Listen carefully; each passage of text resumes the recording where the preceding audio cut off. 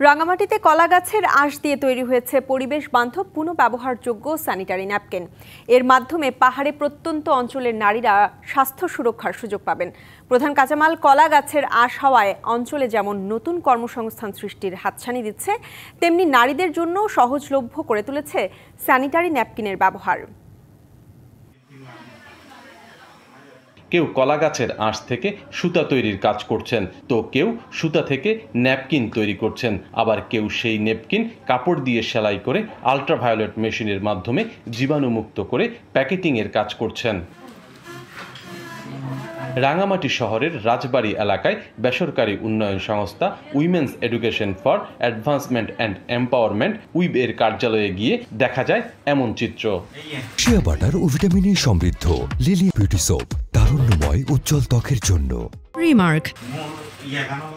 2024 সালের আগস্ট মাস থেকে কলা গাছের উচ্ছিষ্ট দিয়ে স্যানিটারি ন্যাপকিন তৈরির কাজ শুরু করে প্রতিষ্ঠানটি। চলতি বছরে তারা সফলতা পায়। এই ন্যাপকিন বারবার ব্যবহার করা যায় এবং দামেও কম হওয়ায় প্রত্যন্ত এলাকায় সাড়া পড়েছে। কলা বাইর হওয়ার পরে যেটা আমরা ফেলে দিই আর কি, এখন ওইটা আমরা কাজে লাগাচ্ছি।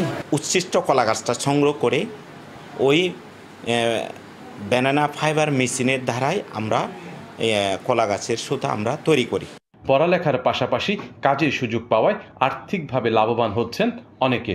আমি একজন স্টুডেন্ট, রাঙামাটি সরকারি কলেজে পড়ি। এখানে কাজ করে আমি শেখাও হচ্ছে আর টাকাও পাই।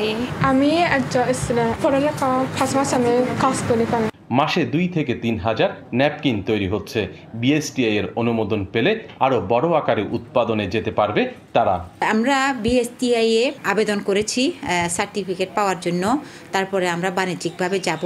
তো এরই মধ্যে আমাদের যে স্টাফগুলো রয়েছে তারা ব্যবহার করেছেন। আমরা ফিল্ড পর্যায়েও 2-1জনকে দিয়েছি ব্যবহারের জন্য, ফিডব্যাকের জন্য। আমরা ভালো ফিডব্যাক পেয়েছি।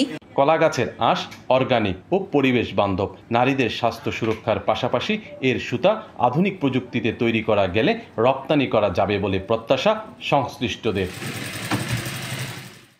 সৈকত রঞ্জন চৌধুরী, ডিবিসি নিউজ, রাঙামাটি।